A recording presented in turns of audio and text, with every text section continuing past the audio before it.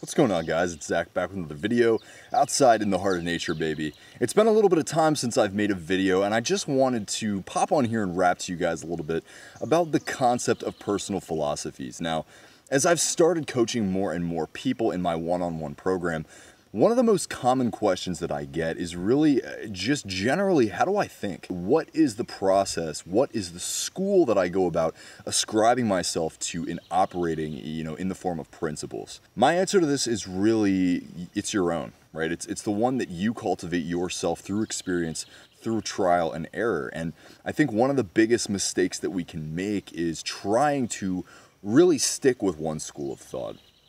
One of the best examples that I have is regarding the community that I've kind of found myself, more and more involved with on YouTube especially, and that's the law of attraction. More so than any other school, really, even like Christianity or Islam. I think, something like the law of attraction is very easy to get completely lost in and end up totally fucking your life up, if I'm being candid with you guys. But even something like Stoicism, right? Even something like nihilism or, just like Zen Buddhism, right? Any of these kinds of things can become extremely manipulative if we find ourselves unable to cope with life by following these philosophies. Law of attraction is probably the best example, right? If you find that you are trying to live your life more and more from a perspective of you are God, right? Imagination is the ultimate creative power, and thus, as I think, I create, as I intend, so it shall be. But as you start to experience confounding variables, as you start to experience challenges and struggles, you find yourself asking, well, how did I manifest this, right? How did I bring this forth into my reality? What is it about my intentions in my mind that is wrong, is in suboptimal, that is bringing about this situation? And so rather than being present and rather than engaging and interacting with the data that you're being shown about yourself and your reality, you shut yourself away. You go back into your mind and you start to curse yourself, or you start to question your beliefs and all of these kinds of things. Rather than reflecting and dealing with it, you hide away and you notice that things are wrong and you exist in a vibrational state of wrongness. Now that's a pretty obvious example, but something like Stoicism could be the exact same way, right? You find yourself, terribly sad. You find yourself jovially elated, right?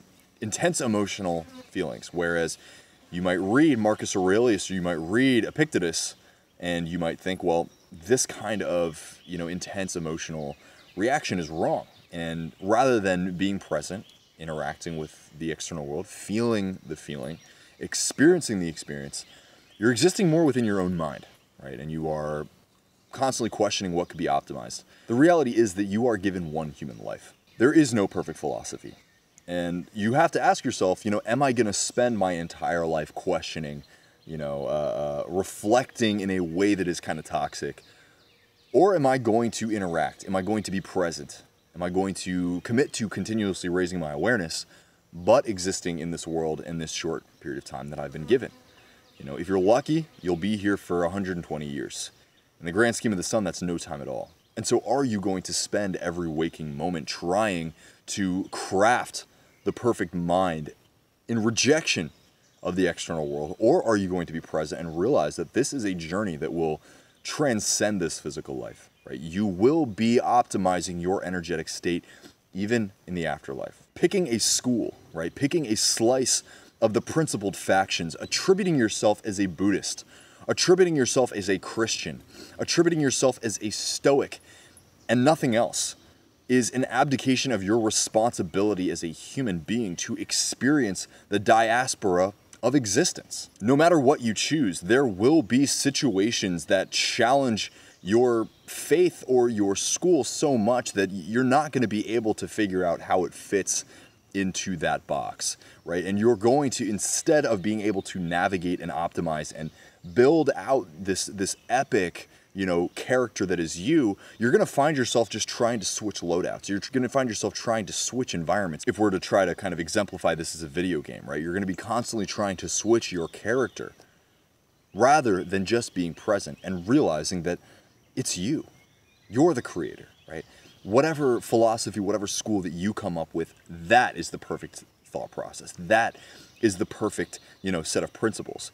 And that's something that's going to be constantly evolving. You're going to be constantly arming yourself with more and more information and more skills. So why would you shut yourself off to the world by choosing one specific school and saying that's what I want to do? That's a cop-out. That's easy, right? You do that for safety. You don't do that because you really resonate with Buddhism so much that now you're a Buddhist, right? You do that because it's safer to choose a school and say, I am surrounded by Buddhists. I am a Buddhist, and thus look at my community of Buddhists that I am safe behind.